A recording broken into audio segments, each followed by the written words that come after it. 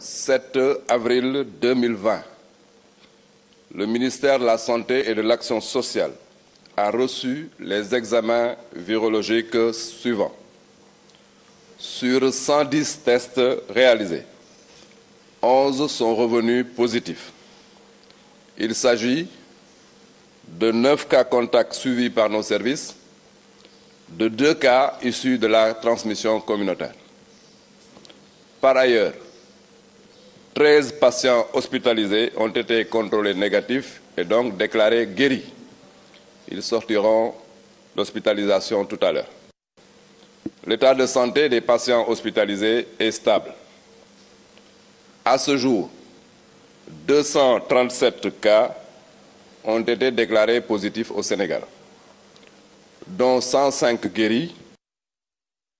et 1 évacué. Par conséquent, nous avons dans nos hôpitaux 129 patients sous traitement. En outre, le Comité national de gestion des épidémies, au sortir de sa séance tenue hier, 6 avril 2020, a émis les recommandations suivantes. Premièrement, les comités régionaux de gestion des épidémies, avec l'appui des forces de défense et de sécurité, devront systématiquement mettre en œuvre leur propre stratégie pour endiguer la propagation communautaire du Covid-19.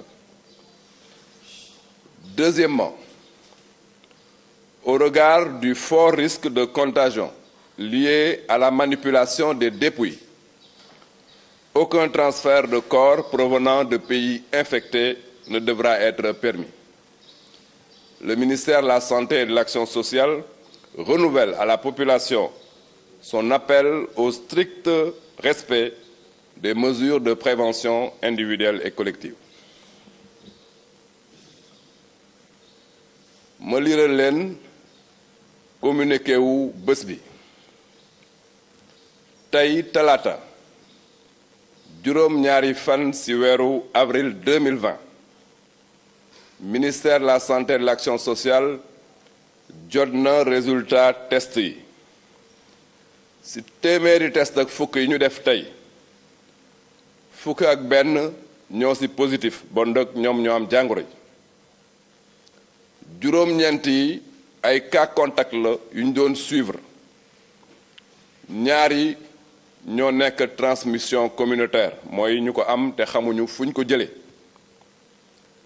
ñu leen di yëgal ne fukk ak ñett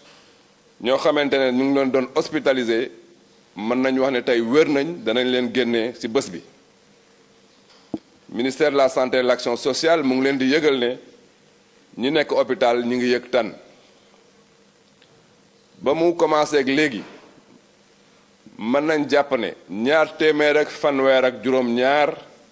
i cas moom la Sénégal déclaré boobu ak léegi ci ñaar téeméer fanweer ak juróom-ñaar yooyu téeméer ak juróom wér nañ ci ñaar génn nañ ci àdduna kenn ki évacué nañ ko bon dëkk fi ñuy wax ak yéen téeméer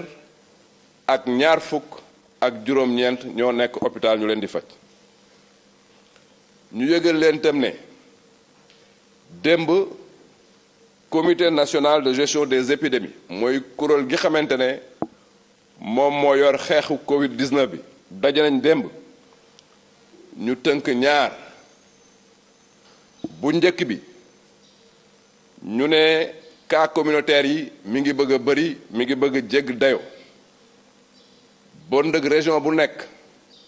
gouverneur bi mooy diriger comité régional bi xamante ne moom moo yor xeex bi ñu ngi leen di ñaan ku nekk nga am taxawaay pour cas communautaire yooyu ñu mën ko daggal nu mu gën a gaawe beneen bi comité boobu jàpp mooy ci wàllu transfertu dépouille yi mooy ñi xamante ne dañoo faatu bitim réew ñu war leen mën a indi denc leen ci seen réew ñu ne jàngoro ji fi mu tollu léegi ak wàll bi ni mu gaawee te koor yooyu bu ñu ñëwee ni ñu leen di téye xamuñ ndax dana mucc ayib am ndeet comité bi ñaan ñu dakkal bépp transfert parce que fii ñu toll ci xeex bi waruñu jël benn risque boo xamante ne dana indil ñi xamante ne ñooy xeex yeneen problème yoo xamante ne day dégg dayo bon nag transfert u corps boobu comité bi ñu ngi demander à ce que ñu bañ ko autoriser benn yoon. Ministère de la santé et de l'action sociale mi ngi demander population yi ñu déglu bu baax te dégg ndigal yi ñu leen di jox